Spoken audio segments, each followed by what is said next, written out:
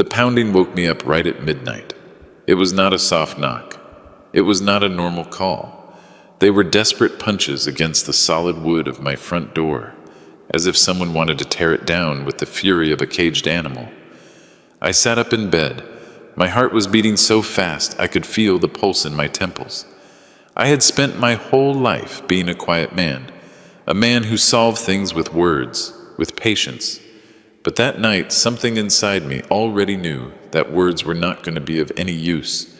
I heard my daughter-in-law screaming my name, completely out of her mind. "William, open this damn door right now!" Her voice sounded like a woman on the verge of collapse, hysterical, rabid. She had never spoken to me like that, at least not with that level of contempt. I had changed all the locks recently after what happened, after I discovered what they had been planning behind my back for months. I stood up slowly. My knees hurt a little, as they always do at this hour. 72 years do not pass in vain, although I still feel strong. Strong in the mind, which is what really matters. Shortly after, I heard my son's voice. "This time, I'm coming in, whether you like it or not." And then came the first metallic crash. A brutal, dry sound, as if someone were attacking the door with something heavy. A sledgehammer. My own son had brought a sledgehammer to my house. To the house that I built with my own hands, with my sweat, with 40 years of honest work. I remained silent, not out of fear, not because I did not know what to do, but because I wanted them to feel the weight of that moment. I wanted every second of silence to remind them of who they were and what they were doing. Then, behind me, a calm voice was heard saying, "Let them be. I will get it." I turned the doorknob slowly, with all the calm in the world. And when that door opened, what they found on the other side froze their blood. My name is William Miller. I was born in a small town in the Rust Belt, where the ground is hard and the people are even harder. I arrived in Chicago when I was 17, with a backpack and a dream that seemed ridiculous to many. To build something big, something that would last. I had no education, I had no contacts, I had nothing but the will not to give up. I started washing dishes in a restaurant downtown. Then I was a construction helper, then a cargo truck driver. Every job taught me something. Every boss I had showed me how the business world worked, even if they did not know it. By the time I was 30, I already had my first fleet of trucks. 3 old units, bought with loans that I paid down to the last penny.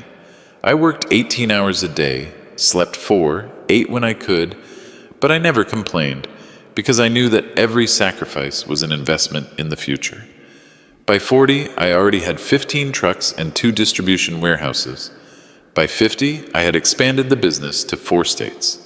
Freight transport, logistics, storage, nothing spectacular, nothing glamorous, but solid, profitable, respectable. I married Teresa when I was 25. She was a noble woman, the kind you do not see anymore.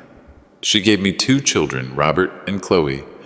I gave them everything I never had. Private education, trips, opportunities. I taught them the value of work, or at least I tried. Teresa died 6 years ago from cancer. It was fast and painful. She was my compass, the only person who kept me centered when money started changing the people around me. When she left, something broke in the family, or maybe what was always there just became visible. Greed. Robert, my oldest son, never wanted to work for real. He studied business administration because I asked him to. He graduated because I paid for everything. He entered my company because I opened the door for him, but he never had hunger. He never knew what it was like to wake up not knowing if you were going to eat that day or not. 3 years ago, I made him director of operations. A mistake that cost me dearly. He started arriving late, then missing work, then making decisions without consulting me. We lost 2 big contracts because of his negligence. When I confronted him, he got defensive.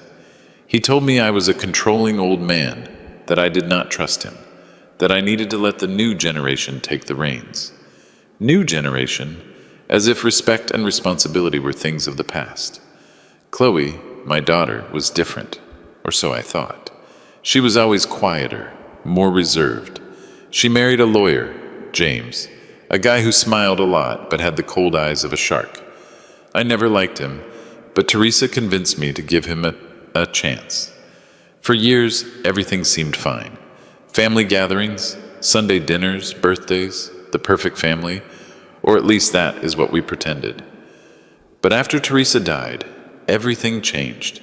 Robert started pressuring me to give him more control of the company. Chloe started asking about my will, about my properties, about my investments. At first I thought it was genuine concern. I thought they wanted to make sure everything was in order for when I was no longer around. How naive I was. The truth started to reveal itself 8 months ago. It was a Friday afternoon. I had gone to one of my warehouses to check on a problem with a client. When I returned early to the main office, I heard voices in the boardroom. The door was ajar. I approached without making a sound. And then I heard Robert talking to James, Chloe's husband. He is old already, Robert was saying. He cannot make clear decisions anymore. The other day he forgot an important meeting. That is perfect, James replied with that lawyer voice that had always given me distrust. We can use that. Mental incapacity due to advanced age. With 2 well-placed medical testimonies, we can get a judge to declare that he is no longer fit to handle his own affairs. My blood ran cold. And then, Robert asked, then you and Chloe assume total control of the company and all his assets, legally, without him being able to do anything. And if he resists, he will not be able to. Once we have the declaration of incapacity, any document he signs will be void. Even if he tries to change his will or sell something, it will have no legal validity. Robert let out a laugh I will never forget. The old man asked for it, always so stubborn, always so controlling. It is time for him to rest and let us do things right. I walked away from that door, feeling like I'd been punched in the stomach. My own son, my own blood, planning to steal everything I had built. Not just the money or the company, but my dignity, my freedom, my right to decide over my own life. That night, I did not sleep. I sat in the study of my house, looking at photos of when they were children. Robert in his football uniform, Chloe at her high school graduation, Teresa smiling next to them. At what moment did everything go wrong? At what moment did love turn into greed? At what moment did I stop being their father to become an obstacle? I dedicated the following days to investigating. I hired a private detective. I reviewed the company bank movements. I spoke in secret with my trusted accountant, Maurice, a man who had been working with me for 30 years. What I discovered was worse than I imagined. Robert had been diverting funds from the company for the last 2 years. Small amounts at first, then larger ones, always justified as operating expenses, bonuses, or investments. But the money was going to personal accounts, to credit cards, to a condo downtown that he had bought under the name of a shell company. Chloe and James were not far behind. They had convinced Robert that if they managed to declare me incompetent, they could sell the company to a foreign corporation that had been making offers for months. A quick sale, a juicy commission, and then divide everything and live like kings without having to work another day in their lives. They did not just want to rob me. They wanted to erase me. For weeks, I acted as if I knew nothing. I kept going to the office. I kept attending meetings. I continued being old William, the trusting father, the loving grandfather, but every word that came out of their mouths hurt me like a stab wound. Robert would ask me how I was feeling, if I was sleeping well, if I was forgetting things, all with that face of fake concern. Chloe came to visit me with her children, my grandkids, and talked to me about how important it was to have everything in order, about how much they loved me, about how calm they would be if I gave them more access to my accounts in case something happened. James, that damn James, brought me documents to sign. Contracts, powers of attorney, changes in the company structure, all written in that legal language that makes anyone dizzy. It is just to protect your estate, William, he would tell me with that snake smile, so that when you are no longer here, everything is clear and there are no problems between the kids. I nodded, smiled, and signed nothing. They started to get desperate. The visits became more frequent, the comments more direct. Robert went as far as telling me he was worried about my mental health, that maybe I should see a specialist. Just to rule things out, Dad, nothing serious. It is normal at your age, normal at my age, as if being 72 automatically made me useless. So I made a decision. If they wanted to play dirty, I could too, but not with their rules, with mine. I hired the best lawyer I could find, not one of those who work for family businesses, but one of those who defend billionaires in complicated cases. I explained the whole situation to him. I showed him the proof, the emails the detective had recovered, the bank records, the recordings. Mr. Miller, he told me, you have two options. You can confront them now and risk a long and painful legal battle, or you can prepare the ground, protect your assets, and wait for the perfect moment to flip the table on them. How much time do I need? 3 months? Maybe 4? You have 2. And so my silent counterattack began. First, I restructured my entire company.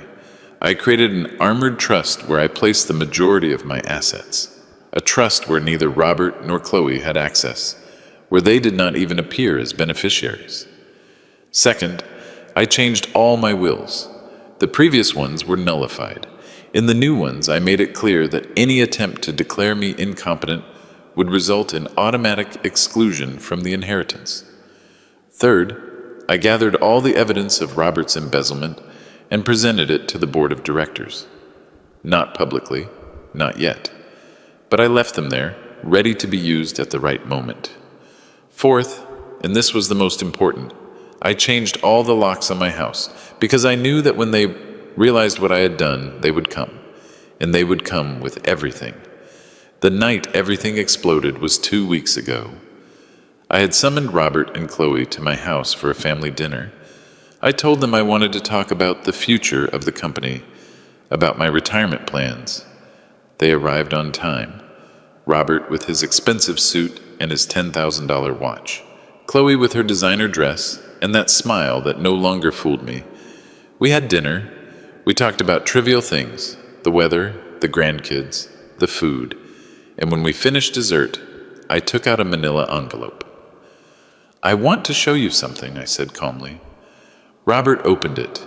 His face changed color when he saw the documents, the account statements, the emails, the bank transfers. What is this? He asked with a trembling voice. Evidence, I replied. Evidence that for 2 years you have been stealing from me. Chloe turned pale. Dad, You too, I interrupted her. You and your husband, all of you. You thought I was a foolish old man who wouldn't notice. You thought you could take everything I built and that I would stay silent. Robert stood up abruptly. His chair fell backward. This is a lie. Someone is manipulating you. Sit down, I ordered him. He did not sit. Who was it? Maurice? Did that shitty accountant fill your head with ideas? Nobody filled my head with anything. I just opened my eyes. Chloe started to cry. Fake tears. The same tears she used as a child when she wanted to get her way. Dad, please, we can fix this. It was a mistake. Robert was under a lot of pressure. Just what? Just planned to declare me crazy to steal my company? Just we're going to sell it and leave me with nothing? The silence that followed was devastating. Robert was breathing with fury. Chloe was sobbing. I looked at them with a mixture of sadness and disgust that I never thought I would feel toward my own children. I want you to leave my house, I said finally, and I do not want to see you again until you are ready to face the consequences of what you did. Consequences? Robert let out a bitter laugh. Are you threatening me? No, I am giving you a chance you do not deserve. They left, slamming the door, Chloe crying, Robert shouting threats, and I stayed alone in that huge house feeling the weight of 72 years on my shoulders. The following days were of a tense silence. Robert tried calling me. I blocked his number. Chloe sent me messages. I ignored them. James, the very cynical man, sent me a formal email requesting a meeting to clarify misunderstandings. I deleted it without replying, but I knew it was not going to end there. I knew Robert. I knew his temper, and I knew that when he felt cornered, he would do something drastic. That is why I hired private security, 2 discreet guards who watched my house 24 hours a day. That is why I installed cameras at all entrances. That is why I changed the locks on all doors. And that is why, when I heard those knocks at midnight, I knew exactly who it was. But I was not alone.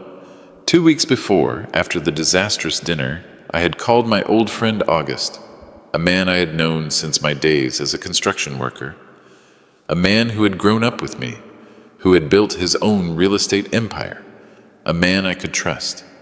I told him everything, every detail, every betrayal.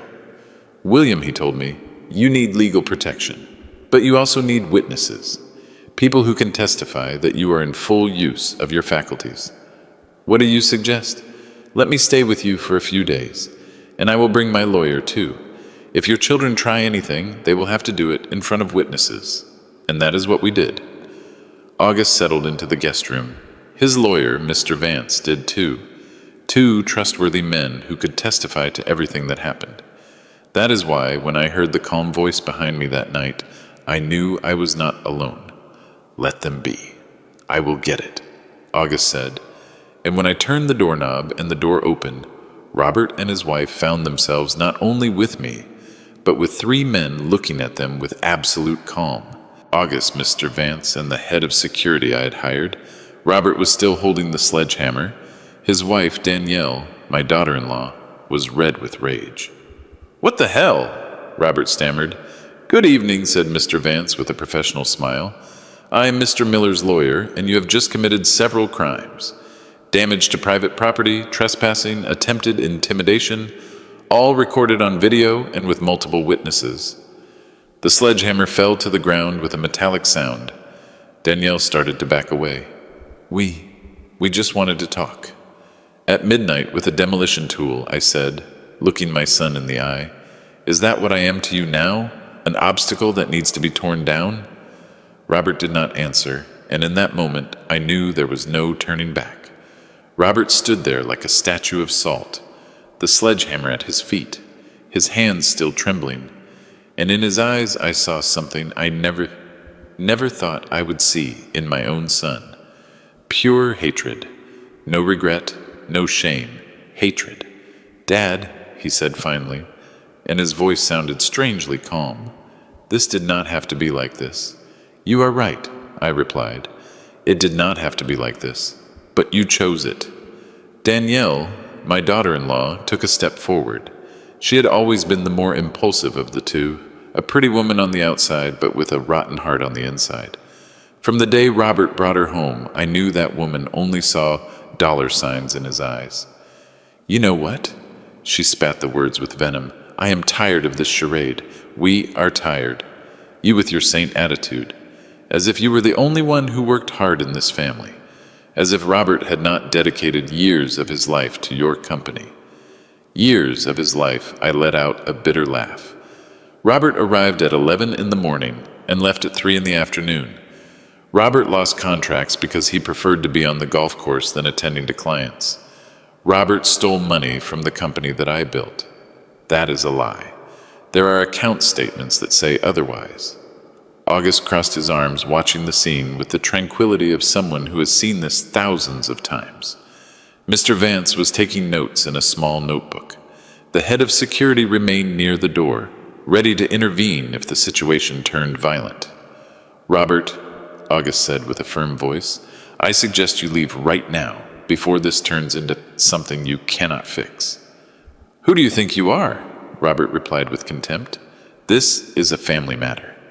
"I am a witness," August replied, "and I am also the man who's going to make sure your father does not end up in a nursing home, because you and your sister decided he is no longer useful to you." Robert's face turned red. "Is that what he told you? That we want to put him in a nursing home?" "No," I intervened. "It is what the documents you prepared told me. A declaration of mental incapacity. 2 bot doctors, a legal process to take control of everything I have. Danielle opened her mouth to say something but stopped. She knew we were treading on dangerous ground where every word could be used against her. "This is not going to stay like this," Robert said finally, pointing his finger at me. "I am going to fight this. I am going to prove that you are senile, that you are not thinking clearly anymore, that you are a danger to yourself. Try it," I told him, "but do it knowing that every step you take against me will be documented. Every lie you tell will be refuted. Every false witness you bring will be exposed." Robert picked up the sledgehammer from the ground. For a moment I thought he was going to do something stupid, but Danielle took him by the arm. "Let's go," she whispered. "It is not worth it." They left, walking toward their luxury SUV. An SUV that I had given Robert 2 years ago for his birthday. An SUV that he probably paid for with the money he stole from me. When the taillights disappeared into the darkness, I let out a sigh I had been holding since I opened the door. "That was close," said the head of security.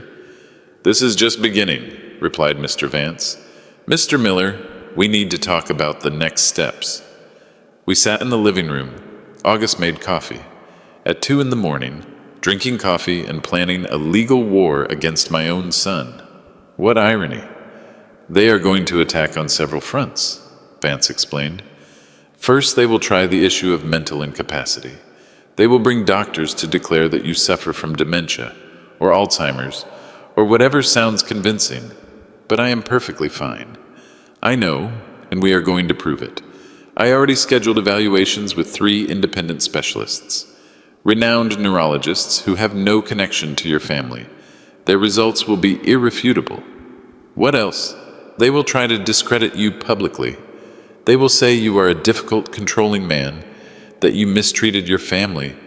They will look for testimonies from disgruntled employees, from anyone who has a complaint against you. I have worked with honesty all my life." "That does not matter," August said. "In these battles, the truth is the least important thing. What matters is who tells the best story. And they are going to paint a story where you are the villain and they are the victims." I leaned back on the couch, feeling the weight of the situation. My own children, my own blood, treating me like an enemy. "There is also the issue of Chloe," Vance continued. "She was not here tonight, but make no mistake. She is as involved as Robert, maybe more. Her husband, James, is a lawyer, and one of the good ones. He is going to use every legal trick he knows.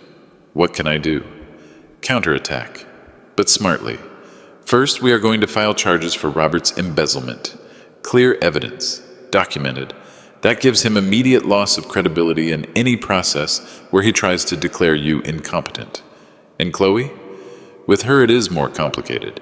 She has not stolen directly, but she has been an accomplice. She has facilitated James's access to confidential company information. That is enough to exclude her from the inheritance, but not for criminal proceedings. "I do not want to put my children in jail," I said, and it was the first time my voice broke that night. "I just want them to leave me alone, that they respect what I built, that they understand I am not an object they can dispose of." August put a hand on my shoulder. "William, sometimes a father's love blinds us. But you have to understand something. They already made their decision. They already declared war on you. And in a war, either you fight or they destroy you." He was right. I knew it, but accepting it hurt more than anyone could imagine. The following days were a whirlwind of legal activity. Mr. Vance filed a formal lawsuit against Robert for embezzlement and misappropriation of funds. The board of directors of my company, seeing the evidence, had no choice but to suspend him from all his duties. Robert ceased to be director of operations. He ceased to have access to the accounts. He ceased to be part of my company. Chloe tried to mediate. She called me crying, begging me to reconsider. That Robert had made mistakes, yes, but that he was still my son. That family was the most important thing. If family was the most important thing, I replied, they would not have tried to rob me. They would not have planned to declare me crazy. They would not have come with a sledgehammer to my door at midnight. "Dad, please," Chloe, you knew everything. James told you the plans, and you said nothing. You did not warn me. You did not try to stop them. You are as guilty as they are. I hung up the phone, and I stood there looking at the screen, hoping it would ring again, that she would tell me she was sorry, that everything had been a misunderstanding. She did not call back. James, on the other hand, did not waste time. 2 days after the confrontation at my door, he filed a countersuit. He claimed that I was acting irrationally, that I had cut off all communication with my family without justification, that I showed clear signs of cognitive deterioration. He also requested a temporary restraining order on my assets, arguing that I could squander them or give them away in a state of mental confusion. He wanted to freeze my accounts. He wanted a judge to appoint an auditor to manage my finances. Basically, they wanted to turn me into a prisoner of my own money. But they made a mistake I had anticipated. The medical evaluations that Mr. Vance had scheduled took place that same week. 3 neurologists, 3 exhaustive exams, memory tests, logical reasoning, cognitive capacity. The results were overwhelming. Mr. William Miller is in full use of his mental faculties. He shows no signs of dementia, Alzheimer's, or any significant cognitive deterioration for his age. His reasoning and decision-making capacity is completely normal. When those reports reached the court, James's petition fell like a house of cards. But they did not give up. The next move came from the emotional side. Robert called a family meeting. He did not invite me directly. He asked my grandkids to do it. Sam, the oldest at 17, called me one afternoon. "Grandpa," he said with a trembling voice, "Dad says you're angry with him. He says there's a misunderstanding and he just wants to talk to you." My heart broke a little more. "Sam, son, this is not a misunderstanding, but we are family. Mom is crying all the time. She says you do not love her anymore, that you do not love us anymore either." I closed my eyes. Danielle using the kids as a weapon. How low. "Sam, I love you guys. You, your sister, your cousins. But what is happening between your father and me is something you cannot understand yet. And it is not your fault. None of this is your fault. So are you coming to the meeting?" "No, son, I am not going." He remained silent for a moment. "Dad says if you do not come, it is because you really do not care about the family anymore. Your father is wrong. Grandma Teresa would never have wanted this." That phrase hit me like a hammer. Teresa. My Teresa. The woman who kept this family together. The woman who would have known what to say, how to fix this. Your grandmother would have been very sad. I said finally, "Sad to see what your parents did. Sad to see how they betrayed me. Grandpa, I do not know what happened exactly, but I do know that you have always been good to us, and I trust you." Those words gave me strength. At least someone in this family still trusted me. "Thank you, Sam. That means more than you can imagine." When I hung up, August found me sitting in the study, staring blankly at a photo of Teresa. "Are you okay?" "No," I replied honestly. "I am not okay, but I am going to keep going anyway. That is the only thing we can do." The family meeting took place without me, but not without consequences. It turned out Robert had invited not only the family, but also some key employees of my company, people I had promoted, people I trusted, and in front of all of them, Robert gave a speech. Maurice, my trusted accountant, told me later what happened. "Mr. Miller, it was horrible. Robert stood there and painted a picture of you as if you were a tyrant. He said you had been an absent father, that you never had time for them, that you always put work before family.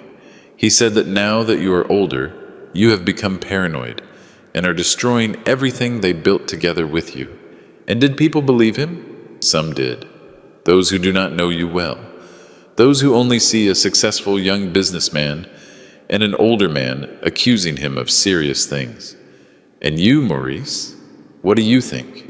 The old accountant looked at me with those tired eyes that had seen 30 years of ups and downs in my company. "I think Robert is a liar. I think you built all this with your own hands. while that boy could barely carry a box. And I think if we do not stop him now, he's going to destroy everything you took decades to build." What did he do after the speech? He called for a vote among the main shareholders. He wants to remove you from the chairmanship of the board. I froze. Can he do that? Technically, yes. If he gets the support of the majority of the shareholders, they can remove you as chairman and appoint him in your place. And how many votes does he have? For now, not enough, but he is working on it. He is offering bonuses, better positions, promises of expansion. He is buying loyalties. It was brilliant, I had to admit it. Robert was never good with hard work, but he always knew how to manipulate people. He always knew how to say what they wanted to hear. "Maurice, I need you to do something for me. Anything, Mr. Miller. I need a complete audit of all the financial movements of the company in the last 5 years. I want to know exactly how much Robert stole, down to the last penny. That is going to take time. You have 2 weeks." Maurice nodded and left, and I stayed there, in my empty house, surrounded by memories of a family that no longer existed. Teresa always said that crises bring out the best and worst in people. That in difficult moments is when you see what someone is really made of. She was right. Some employees I had helped for years, whom I had supported in tough times, were now on Robert's side. They preferred to follow the promising young man than the old man who had hired them, but others stood firm. Maurice, of course. He had been with me since the beginning. He knew who I really was, Linda, my personal assistant of 20 years, a woman who knew every detail of my life and my company. When Robert tried to bribe her to give him access to my private files, she sent him to hell and told me everything. Rodney, my logistics chief, a man who started as a driver and whom I promoted until he became one of the pillars of the company. When Robert offered him a better position if he joined him, Rodney replied, "I prefer to sweep floors for Mr. Miller than be a director for you." Those small victories gave me hope. They reminded me that not everything was lost, that there were still people who valued loyalty over money, but they also reminded me of something darker, that this was no longer a family dispute. This had become a corporate war, and in wars there are always casualties. Maurice's audit revealed something even I did not expect. Robert had not just stolen money, he had created an entire network of shell companies. Companies registered in tax havens under the names of strawmen, fake contracts with suppliers that did not exist, inflated invoices, invented commissions. In total, he had diverted almost $1.5 million in 5 years. $1.5 million. When I saw that figure in the report, I felt like I couldn't breathe. It wasn't just the money, it was the betrayal. It was the time, it was the effort, it was everything that amount represented. $1.5 million that I had earned working 18 hours a day. $1.5 million that could have been investments, bonuses for employees, company expansion, $1.5 million that my son had stolen to finance his rich lifestyle without working. "With this, we can sink him," Mr. Vance said when I showed him the report. "This is not just embezzlement. This is organized fraud, money laundering. Robert could go to prison." "I do not want to send him to prison," I replied, although I was no longer sure of that. "I just want him to return what he stole and stay away from me forever. Mr. Miller, with all due respect, that ship has sailed. Robert is not going to negotiate. He is going to fight to the end. And if you do not stop him now, he is going to destroy you." He was right. I knew it. But a part of me still clung to the hope that this could be resolved without reaching the worst. That hope died 2 days later. An envelope arrived at my house. No return address. Inside were photos. Photos of me leaving the house, entering the supermarket, walking in the park. Photos taken from afar, with a telephoto lens, and a handwritten note with handwriting I recognized immediately. Robert's handwriting. "Dad, this can end in 2 ways. Either you give me back control of the company, or I am going to prove that you are so senile you shouldn't be alone on the street. Think about it carefully. He was following me. My own son was watching me as if I were a criminal. I showed the photos to the head of security. "This is stalking," he said. "We can ask for a restraining order. Do it." But I knew a restraining order was just a piece of paper. If Robert really wanted to hurt me, a piece of paper wasn't going to stop him. That night, August stayed for dinner with me. "How are you holding up with all this?" he asked me. Honestly, I do not know. There are days when I want to give up. Days when I think maybe it would be easier to give them what they want and disappear. But you don't do it. No, because if I give up, they win. And they don't just win the company or the money. They win the right to say that I was a senile old man who couldn't take care of himself. And I'm not going to give them that. Never. August raised his glass of wine. To dignity. The only thing no one can take from you if you don't let them. We toasted. And in that moment, I made a decision. If Robert wanted war, he was going to get it. But on my terms. The next morning, I called an extraordinary meeting of the company's board of directors. Robert was not invited. Technically, he was still suspended from all his duties. But I knew he was going to find out. And that was exactly what I wanted. The boardroom was full. 12 board members. Maurice with his binders, Mr. Vance with his briefcase, Linda taking notes, and me at the head of the table, as I had been for 40 years. "Gentlemen," I began, "I have gathered you here because the time has come to make difficult decisions. You all know the situation with my son Albert. You have seen the accusations. You have heard the versions. Today you are going to know the full truth." Maurice distributed copies of the audit report.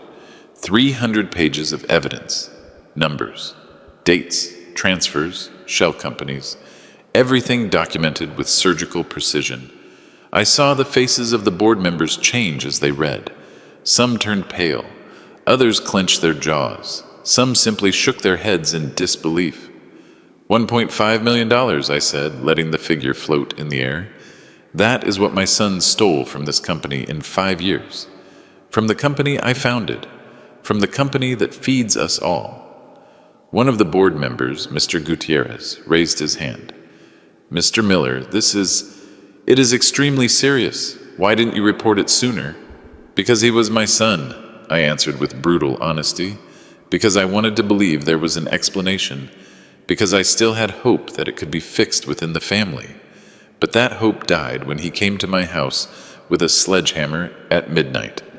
There was a murmur of surprise. Not everyone knew that detail. "The situation's as follows," I continued. "Robert is trying to take control of this company.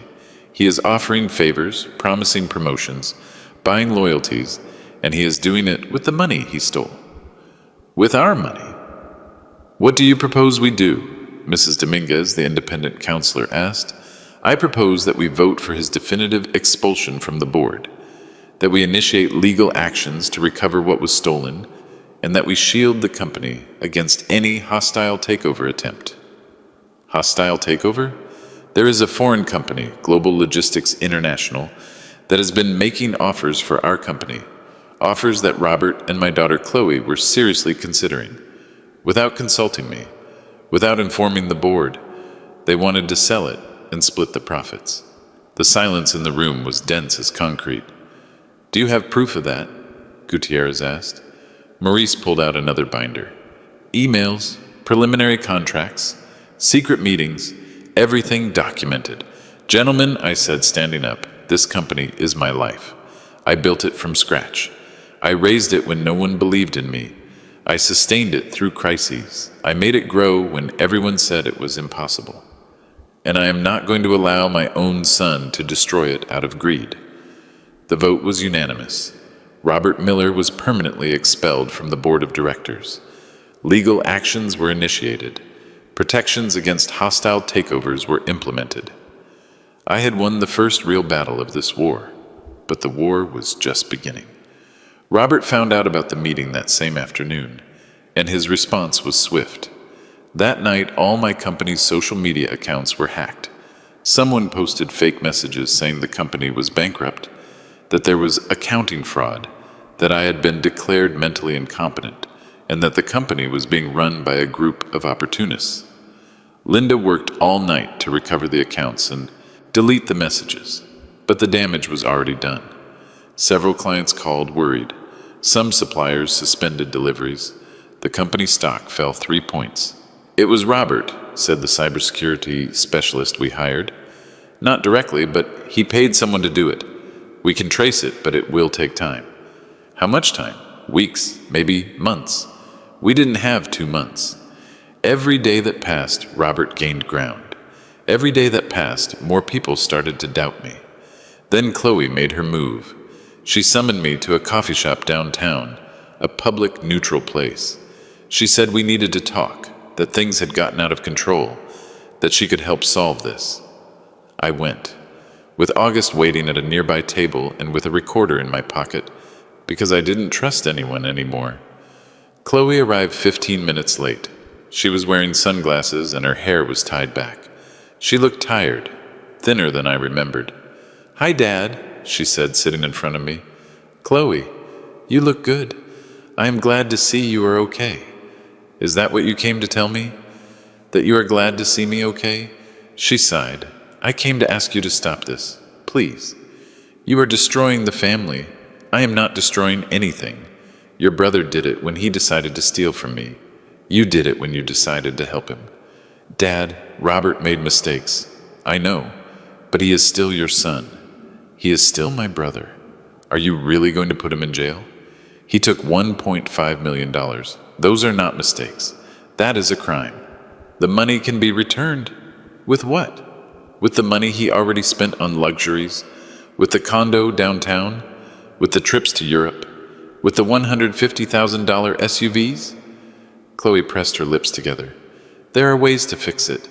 James says we can reach an agreement. Robert returns part of the money, you drop the charges, and we all move on. We all move on, I let out a bitter laugh. Chloe, you tried to declare me crazy, tried to take my company away from me. Your husband drafted documents to do it. And now you come here to tell me that we all move on as if nothing had happened. It was James's idea. I didn't want to, but you did nothing to stop it. Her eyes filled with tears.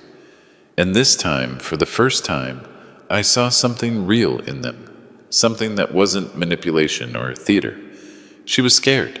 She whispered, afraid that if I opposed Robert, he would leave me out of everything. Afraid that James would leave me if I didn't support him. Afraid of being left with nothing. And me? Were you not afraid for me? Did you not think about what they were going to do to me?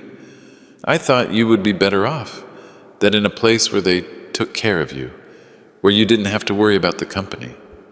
In a nursing home? I interrupted her. Is that what you thought? That I would be better off locked in a nursing home while you split what I built? Tears ran down her cheeks. I am sorry, Dad. I am so sorry. You know what is saddest, Chloe? That maybe you do feel it, but not enough to have done something different, not enough to have been honest with me from the beginning. I stood up. Tell Robert there are going to be no deals. Tell James to prepare his best legal arguments. And tell yourself that you had the chance to do the right thing and you didn't take it. I walked away from that table feeling the weight of each of my 72 years. Chloe stayed there crying in silence, and a part of me, the part that was still a father, wanted to turn around and hug her. But I didn't, because sometimes love is not enough. Sometimes dignity has to come first. The following days were like walking through a minefield.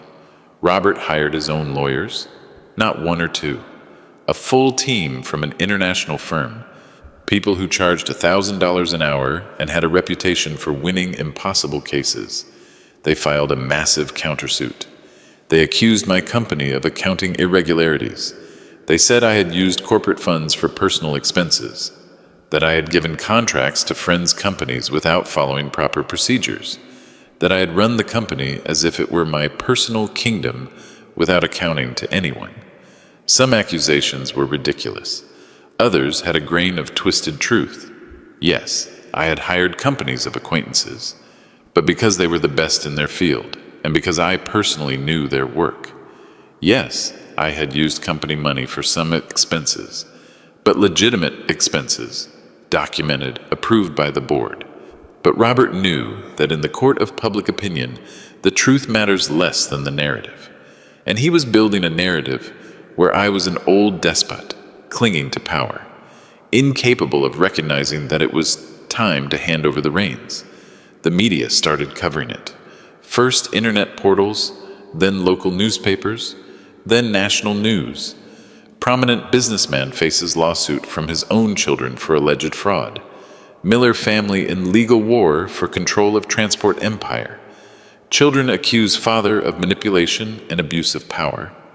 My name, the name I had built for decades with honest work, was now being dragged through the mud. Linda brought me the press clippings every morning. I read them with a cup of coffee growing cold in my hands. "Mr. Miller," she told me, "do not read those things. They are only going to hurt you. I need to know what people are saying. I need to know what I am fighting against." But the truth is that every article was a dagger. Every headline was a wound. And some days I wondered if it was worth fighting. Those were the days I looked at Teresa's photo on my desk. "What would you do?" I asked that image frozen in time. "How would you solve this?"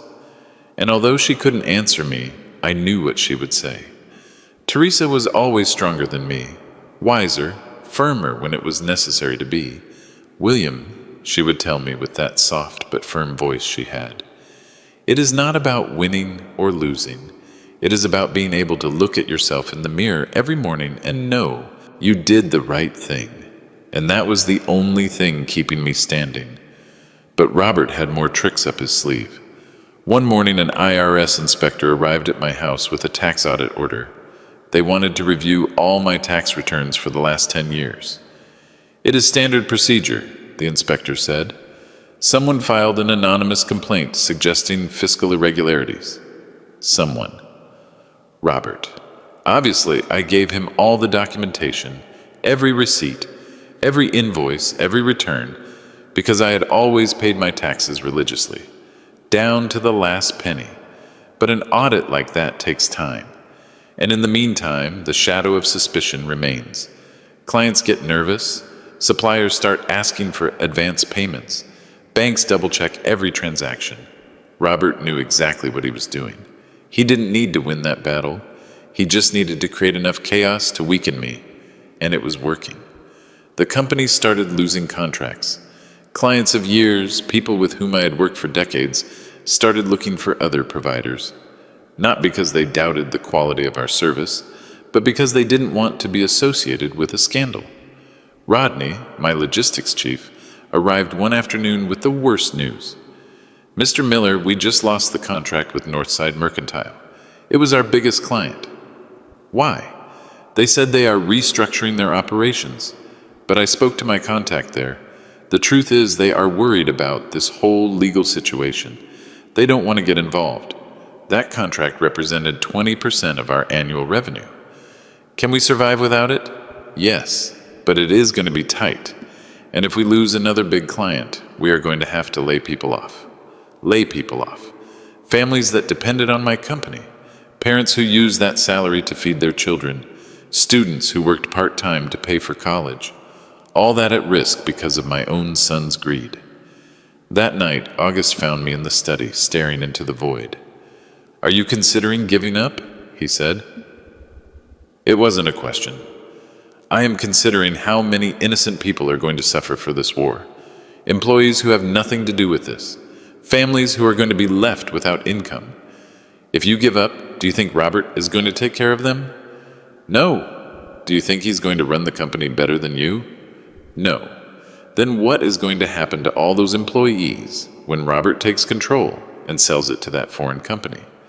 How many are going to lose their jobs when they decide to optimize operations?" I didn't answer because I knew the answer. In corporate acquisitions, the first thing they do is cut staff, eliminate redundancies. Translation, fire people. "You are not fighting just for yourself, William," August continued. "You are fighting for all of them too. And if there is anyone who can save this company, it is you." He was right, as always. But I need a plan, I said. I cannot keep reacting to what Robert does. I need to take the initiative. What do you have in mind? I leaned on the desk looking at the documents scattered in front of me. Contracts, financial statements, organizational charts. And then I saw it. The answer had been there all along. I am going to do something I should have done years ago, I said. I am going to protect this company not just from Robert, but from anyone who tries to use my age or my condition as an excuse to take it from me. How? I'm going to create a corporate structure where I stop being the only point of control, where there is a strong operating board, where there are clear rules of succession, where no one, not even my children, can take control without first proving they are qualified to do so. August smiled. That is brilliant. It takes away their main argument, that you are an old man clinging to power. Exactly. And at the same time, I protect what I built. If something happens to me, the company goes on. If I become truly incapacitated one day, there is a clear process. But no one can simply steal it because they think they deserve it. Robert is going to go crazy when he finds out. Let him go crazy. I am tired of playing defense. I spent the next 2 weeks working with Mr. Vance and a team of corporate consultants. We restructured the entire company. We created a 7-person operating board. Competent people, loyal people, people who knew the business from the inside. We established clear rules. To be considered for CEO of the company, any candidate had to have at least 10 years of industry experience, a proven track record of success, and the approval of at least 5 of the 7 board members. Robert did not qualify. He wasn't even close to qualifying. We also created an irrevocable trust for the majority shares. A trust where I was the beneficiary as long as I lived, but which would then be distributed according to very specific rules.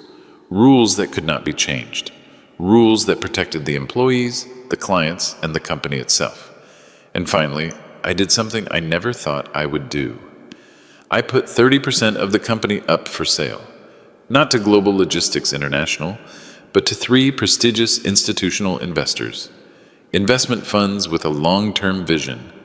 With that money, I paid off all the company's debts, created a contingency fund, and deposited a substantial amount in a separate account, specifically destined to recover the money Robert stole through legal processes. When everything was ready, I called a press conference. The media that had been crucifying me for weeks suddenly became very interested when I announced a major statement regarding the future of Miller Transport. The press room at the hotel where we made the announcement was packed. Cameras, journalists, some of my employees who wanted to be present. I stood in front of them all with August by my side and gave the most important speech of my life. Ladies and gentlemen, I began, the last few months have been difficult for me and my family. Many things have been said, some true, many false. Today I want to set the record straight. I paused, looking directly at the cameras.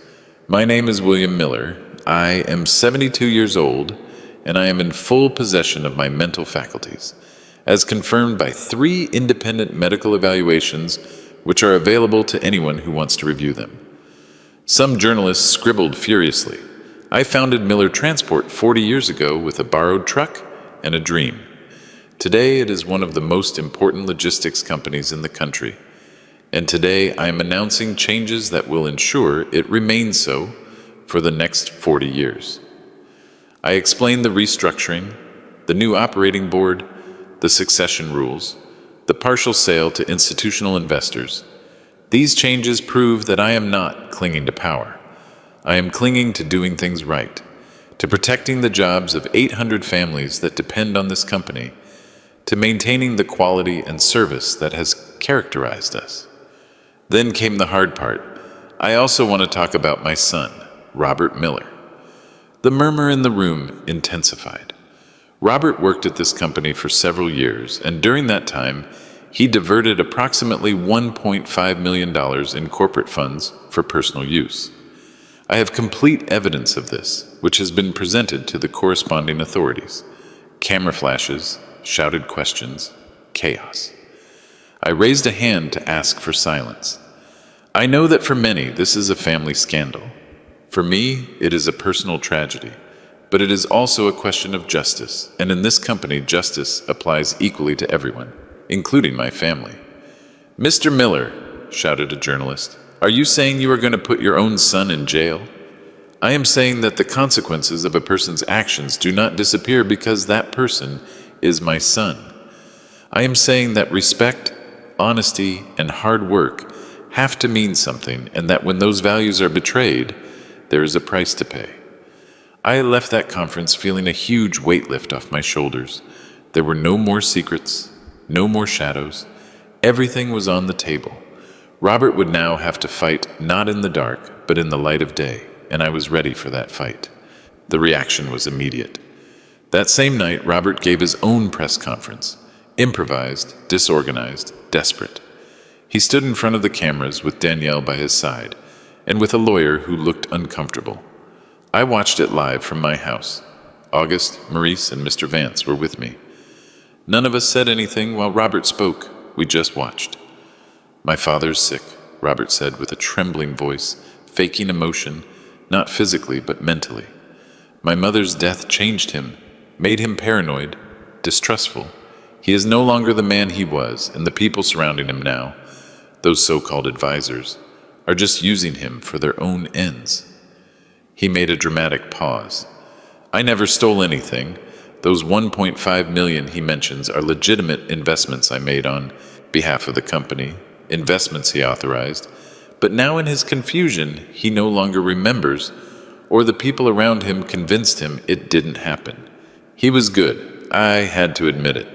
If I didn't have the proof, if I didn't have the emails, the transfers, the testimonies of Maurice and other employees, if it was just my word against his, maybe people would believe him. But I had the proof. Why did I go to his house that night?" Robert continued. "Because I was desperate, because my father wasn't answering my calls, because I was worried he was alone with people who don't have his best interests in mind. Yes, I took a tool, because I thought something bad had happened to him, because I am his son and I love him." Danielle was crying by his side, perfect soap opera tears. "Today my father publicly accused me of being a thief, exposed me before the whole country, destroyed my reputation, and did so based on manipulated information by people who want to keep his company." Robert looked directly at the camera. "Dad, if you're watching this, please, seek help, seek treatment. Don't let these people keep you away from your family. We are still here, we still love you, but you need help." The conference ended. Journalists shouted questions. Robert left without answering any. I turned off the TV. "He is good," said August. "Very good. He twisted everything to make himself the victim." "But he has no proof," replied Mr. Vance. "He only has words. We have documents." "In the court of law, maybe," I said.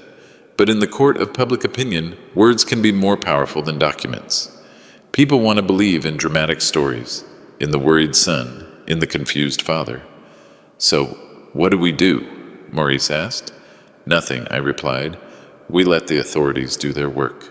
We let the numbers speak for themselves, and we continue with the restructuring of the company." But inside, I felt like I was fighting a battle on too many fronts. The legal battle, the media battle, the emotional battle of seeing my son destroy his own life just to destroy mine, and I wondered how much more I could take. The following days were a whirlwind. Social media exploded with divided opinions. Some supported me, saying I was doing the right thing defending my company. Others attacked me, saying I was a terrible father, prioritizing money over family. There were protesters outside my offices, not many, maybe 20 or 30, but enough for the cameras to film them. They carried signs. "Family comes first. Mr. Miller, forgive your son. Money is not more important than blood." Robert had organized them, obviously, but it worked. The images appeared on all the news shows. Inside the company, morale was on the floor. Employees didn't know what to believe. Some thought I was a hero defending what I built. Others thought I was being too hard on Robert. Linda organized a general meeting. All employees, 800 people gathered in the main warehouse. I stood in front of them with a microphone in my hand. "I know it has been a difficult few days," I began. "I know there is uncertainty. I know some of you are worried about your jobs, and I want to be completely honest with you." I paused, looking at those faces I knew. People who had worked with me 10, 20, 30 years. People whose children I had been godfather to. People who had been at Teresa's funeral. This company is going through a crisis, not a financial crisis. Our numbers are solid. We have contracts, we have clients, but we are in a crisis of confidence. And that crisis was caused by mistakes that were made. Serious mistakes. Someone in the back shouted, "Mr. Miller, don't leave us." Others joined the shout. A spontaneous applause began to spread through the warehouse. I felt a lump in my throat. "I am not going to leave you," I said when the applause died down, "but I need you to trust me. I need you to understand that the decisions I am taking are not to hurt you. They are to protect you, to protect this company that feeds us all." "And Mr. Robert," someone asked, "is it true what they say?" "What I say is true," I replied. "Robert took money that did not belong to him, money that belonged to you, too. Every dollar he stole was a dollar less for bonuses, for improvements, for expansion that could have meant more jobs. There were murmurs, but Robert is my son, and part of me will always love him. Part of me will always wish things had been different. But love does not mean allowing someone to destroy you. Love also means setting boundaries. It means saying, this is wrong, and there have to be consequences." A woman in the front row, Mrs. Higgins, who had worked in cleaning for 25 years, raised her hand. "Mr. Miller, my son made mistakes when he was young. He was in jail for 2 years, but when he got out, I gave him another chance. And now he is a good man. Can't you give Mr. Robert another chance?" The question hit me like a punch.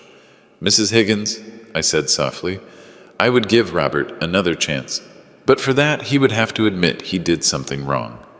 He would have to return what he took. He would have to ask for forgiveness, and not just from me. From all of you, because he stole from all of you, too." "And if he does?" she asked. "If he admits and asks for forgiveness, then we will talk," I replied. "But until that moment, the legal consequences have to run their course."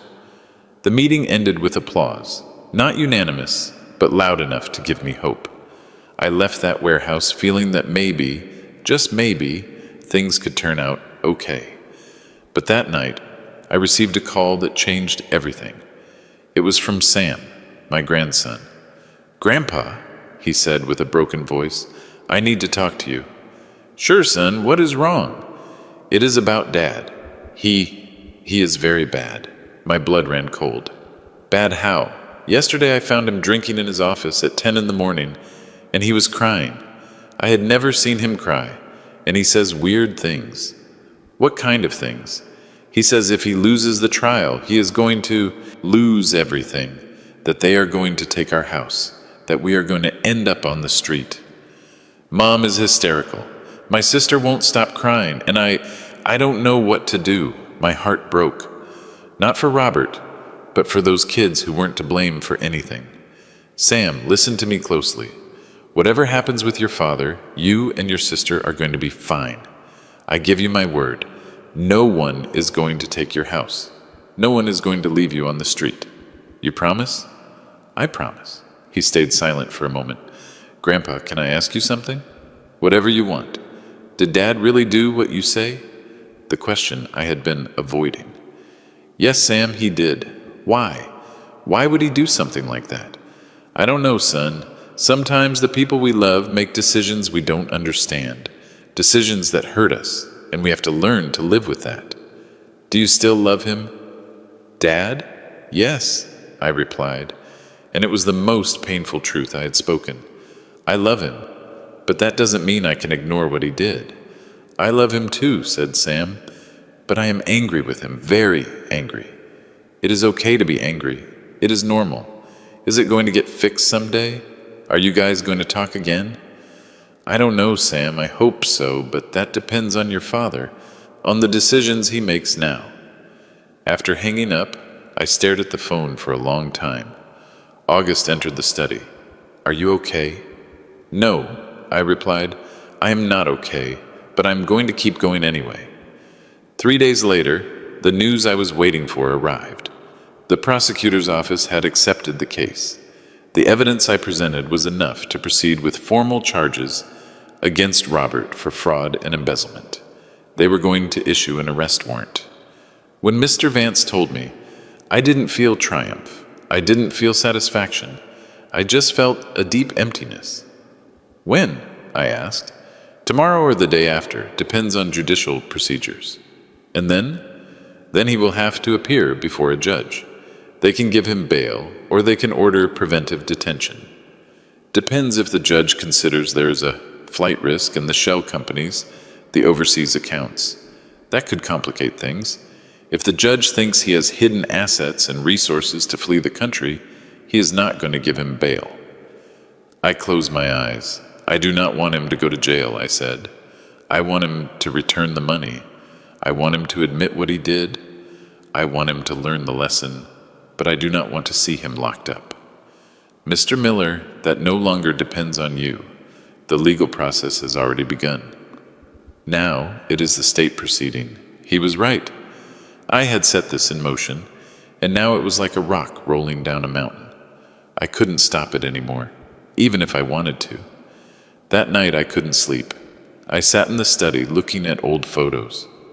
Robert as a child, in his school uniform, Robert at his college graduation, Robert on his wedding day, smiling as if he had the world in his hands. At what moment did everything go wrong? Was it my fault? Did I work so much I didn't give him enough attention? Did I give him too much without making him earn it? Was it Teresa's death that broke the balance? I had no answers, only questions that tormented me in the dark. At 3 a.m, my phone rang, a number I didn't recognize. Hello, Dad. It was Robert. Robert, I know they are coming for me tomorrow. I know what you did. His voice sounded strange, calm, too calm. Robert, if you hand over the money, if you admit what you did, we can talk to the prosecutor's office. We can negotiate. I am not going to admit anything because I did nothing wrong. Robert, please, think about your children. Think about Sam and your daughter. They need you to be strong now, to do the right thing. The right thing? He let out a bitter laugh. Like you, destroying your own family for money? It is not for money. It was never for money. Then why? For pride? Because you can't stand someone disobeying you? Because you need to prove you are still the all-powerful patriarch? It is out of respect, Robert. Out of dignity. Out of principles. Things I thought I had taught you. The only thing you taught me was that work is more important than everything. That money is worth more than people. That being successful means sacrificing everything else. That is not true, is it? How many of my birthdays did you miss? How many soccer games? How many nights did I go to bed without you having come home? I was working to give you a better life. We didn't want a better life. We wanted a father. The words went through me like knives. Robert, if that is how you felt, if you had those resentments, we could have talked. We could have solved it. But stealing, planning to take my company, that is not the answer. It doesn't matter anymore, he said. You already made your decision and I made mine. What does that mean? It means you are going to have to live with the consequences of what you did, just as I am going to live with the consequences of what I did. Robert, don't do anything stupid. He hung up. I tried calling him back. He didn't answer. I dialed Danielle. She didn't answer. I dialed Chloe. Neither. Panic started taking over me. Robert's words, his tone. You are going to have to live with the consequences. I called Mr. Vance. I need you to send someone to Robert's house. Now. Immediately. What happened? I just spoke to him. He said strange things. I am worried he is going to do something drastic. Vance didn't argue. He made the necessary calls. An hour later, he called me back. Mr. Miller, Robert is not at his house. His wife says he left 2 hours ago and hasn't returned. He is not answering the phone. My God, we already alerted the authorities. If he appears somewhere, they are going to let us know. I spent the rest of the night awake, pacing the house like a caged animal. Every minute seemed like an eternity. Every time my phone rang, my heart skipped a beat. At 7 in the morning, I finally received the call. It was Chloe. "Dad," she said, and she was crying. "Robert is in the hospital." My blood froze. What happened? They found him in his car, in a parking lot. He had taken pills, a lot of pills. The world stopped. Is he alive? They pumped his stomach. He's going to be fine, physically. But Dad, he left a note. What did it say? Chloe was sobbing so hard she could barely speak. It said he couldn't take it anymore, that the shame was too much, that he preferred this to going to jail, and that he hoped you could live with what you had done. My legs failed me. I let myself fall into a chair. Where is he?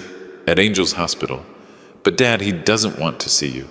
They told him you were on your way, and he got very upset. The doctors say you can't go in. I have to see him. You can't. Not now. Please. Just give us time. She hung up. And I stayed there in my study, surrounded by everything I had built, everything I had fought to protect. And I asked myself if it was worth it. The following days were the darkest of my life. Robert survived. Physically, he was recovering, but mentally, emotionally, he was shattered. The news leaked to the media. Businessman's son attempts to take his own life after fraud accusations. The headlines were brutal, and the opinions on social media worse. Mr. Miller drove his son to the brink of death for money. This is what happens when pride is more important than family. A father who prefers to see his son dead than admit he is wrong. I stopped reading. I stopped watching the news. I locked myself in my house and didn't want to see anyone. August had to practically force his way in. "William, this is not your fault." No, I put this in motion. I filed the charges. I gave the press conferences. Robert tried to do that because he didn't want to face the consequences of his own acts. You didn't put the money in those accounts. You didn't create the shell companies. You didn't steal $1.5 million. He did. But I am his father. I should have found another way. What other way? Let him keep stealing? Let him take everything from you? Let him destroy the company and leave 800 families without jobs? Would that have been the right answer? I didn't answer because I didn't know the answer. "William, look at me," said August. "I have known you for 50 years. I know what kind of man you are, and I know this is killing you inside. But you have to understand something. You cannot save someone who doesn't want to be saved. You cannot protect someone from the consequences of their own decisions.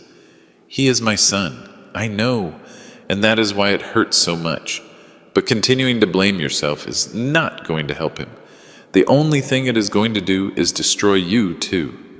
He was right, as always, but knowing he was right didn't make it hurt less. A week later, Robert was discharged from the hospital. He didn't go home. He went directly to present himself to the authorities with his team of lawyers. The judge, considering the recent attempt and the testimony of psychologists, granted him bail. But with strict conditions, he couldn't leave the country. He had to report every week to the court, and he had to undergo psychological treatment. The legal process would continue. But at least Robert wouldn't be in preventive detention. Chloe came to see me 2 days later. She arrived at my house at sunset. She looked tired, haggard, as if she had aged 10 years in 2 weeks. "Can I come in?" she asked from the door. Of course, we sat in the living room, the same place where we had had so many family dinners, so many celebrations, so many happy moments that now seemed to belong to another life.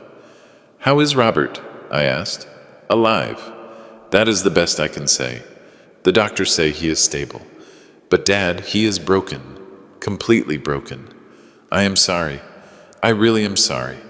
"I know," she said, "and I think he knows it too, although he will never admit it." We remained silent for a moment. "I came to tell you something," she said finally. Something I should have told you a long time ago. Tell me. You are right. About everything.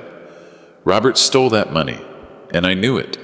James told me it was just resource optimization, that it was normal in business. But I knew it was wrong, and I said nothing. Her eyes filled with tears, and when they planned the mental incapacity thing, I knew it too. And I didn't say anything either, because I was afraid of losing my share of the inheritance, afraid that James would get mad at me, afraid of being left with nothing. Chloe. But what happened with Robert, that opened my eyes. I saw my brother in that hospital bed, with tubes everywhere, and I realized that money doesn't matter. The company doesn't matter. None of that matters if we lose what is really important. And what is really important? Family. True family. Not the family that pretends everything is fine while inside it is rotting, but the family that can be honest, that can make mistakes and admit them, that can get hurt and still find a way to heal. She wiped her tears. Dad, Robert has to face the consequences of what he did. I understand that. But he is my brother, and you are my father, and I don't want to lose either of you. You are not going to lose me, Chloe. But will we be able to be a family again one day? The question I had been asking myself for weeks. I don't know, I replied honestly. I don't know if we can go back to being what we were. But maybe we can be something new, something different, something more honest. Chloe nodded. James and I are getting divorced, she said suddenly. What? I can't go on with him. Not after all this. Not after seeing how he manipulated everything. How he used us all for his own benefit. Chloe, you don't have to make those decisions now. Yes, I have to take them. Because if I have learned something from all this, it is that I can no longer let fear guide my life. I can no longer keep quiet when I know something is wrong. I approached her and hugged her. For the first time in months, I hugged my daughter. And she cried on my shoulder like when she was a little girl. I am sorry, Dad. I am so sorry for everything that happened. I am sorry too, daughter. Me too. The following weeks brought changes. Chloe started her divorce process. James, surprisingly, didn't fight. Maybe because he knew his reputation was already too damaged. Maybe because it simply didn't suit him anymore. Robert began his psychological treatment. His lawyer negotiated with the prosecutor's office. Eventually, they reached an agreement. Robert would return the stolen money and scheduled payments, work in community service, and accept a sentence of probation. He wouldn't go to prison, but he would have a criminal record, and he would be permanently excluded from any position in my company. We didn't speak again. Neither he nor I were ready, but at least there was no longer that open war. There was something resembling a cold truce. The company stabilized. The contracts we had lost, some returned when they saw the restructuring was serious. Others didn't return, but we found new clients. Linda, Maurice, Rodney, and the rest of the team stood firm. And little by little, morale started to recover. Sam, my grandson, started visiting me on Sundays. At first it was awkward. We didn't know what to talk about. But eventually we found our rhythm. Grandpa, he told me one day, do you think Dad and you are going to talk again someday? I hope so, Sam, but it is going to take time, a lot of time. Would you teach me about the business? He asked suddenly. When I am older, I want to work at the company, but really work, like you did. I felt a lump in my throat. Are you sure? After everything that happened, because of that very reason, I want to prove that our family can do things right, that we can be honest, that we can earn things on our own merit. I looked at him and saw something I hadn't seen in a long time. Hope. Then I am going to teach you everything I know, but you are going to start from the bottom, like I started. Sounds perfect to me. Today, 6 months after all that, I sat in my study with a cup of coffee. The sun was coming in through the window. Outside, the garden was full of flowers Teresa had planted years ago and that I had continued tending. August stopped by to visit me. How do you feel? He asked. Tired, I replied, but at peace. At peace? Yes, because I did what I had to do. It wasn't easy, it wasn't perfect, and it didn't end how I would have wanted, but it was the right thing. No regrets? I thought about it for a moment. Some. I wish I had talked more with Robert when he was young. I wish I had spent more time with my children. I wish Teresa were here to help me navigate all this. But I do not regret defending my principles. I do not regret protecting my dignity. August nodded. Teresa would be proud of you. You think? I know. She always said that the most important thing about a man is not what he has, but who he is when everything else collapses. I smiled. She was always wiser than me. A few weeks later, I received a letter. It was from Robert. Handwritten. 3 pages. It didn't say, I am sorry. It didn't ask for forgiveness. It didn't admit guilt. But it did say this. Dad, I don't know if someday we will be able to talk again. I don't know if someday you will be able to forgive me, or if I will be able to forgive you. But I want you to know that I am working on myself. I am going to therapy. I am trying to understand why I did what I did, and I am trying to be better. Not for you, not for anyone else, but for me, and for my children, because I don't want them to grow up with a broken father. Robert. I folded the letter and put it in my desk drawer next to the photos of when he was a boy, next to the memories of better times. It wasn't a happy ending. It wasn't the hug and reconciliation one sees in movies, but it was a beginning, a small step toward something that maybe someday could look like healing. Now, when I look back, I understand some things. I understand that respect is not inherited, it is earned, and it is maintained with actions, not with words. I understand that family love does not mean allowing them to destroy you. It means setting boundaries. It means defending what is right, even when it hurts. I understand that old age does not turn you into a disposable object. It does not take away your right to dignity. It does not take away your voice. And I understand that the hardest battles in life are not against external enemies. They are against the people we love when their actions force us to choose between them and ourselves. There are nights when I still ask myself if I did the right thing, if I was too hard, if I should have given in, if I should have forgiven faster. But then I remember that night, the pounding on my door at midnight, the sledgehammer, the screams, the threat. And I remember that I didn't start this war. I just defended myself. And that, at the end of the day, is the only thing that matters. To you who have listened to my story until the end, I want to tell you something. Maybe you are young and you think this is never going to change you. That love is enough. I hope you're right. I hope you never find yourself in the situation I found myself in. But if someday you find yourself there, if someday the people you love betray you, if someday you have to choose between your dignity and keeping the peace, choose your dignity, because in the end, when everything else collapses, when the money goes and people abandon you, the only thing you have left is your capacity to look at yourself in the mirror and recognize the person you see. And that person deserves respect, your respect. It doesn't matter how old you are. It doesn't matter how weak others see you. It doesn't matter if they are your family or your friends or anyone. Your dignity is not negotiable. Your voice matters.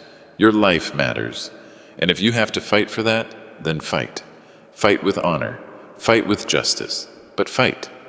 Because giving up is not love. Giving up is betraying yourself. And that is something we must never do. This is my story. The story of an old man who refused to be invisible, who refused to be discarded, who refused to stay silent when his own blood tried to bury him alive. It is not a perfect story. It does not have a fairy tale ending, but it is real, it is honest, and it is mine. My name is William Miller. I am 72 years old. I built an empire from scratch. I defended it from my own children. And I am still here, still standing, still with dignity. And that, my friends, is the only thing that really matters. Thank you for listening. God bless you. And remember, never, never, never let anyone take away your dignity, because it is the only thing that really belongs to you.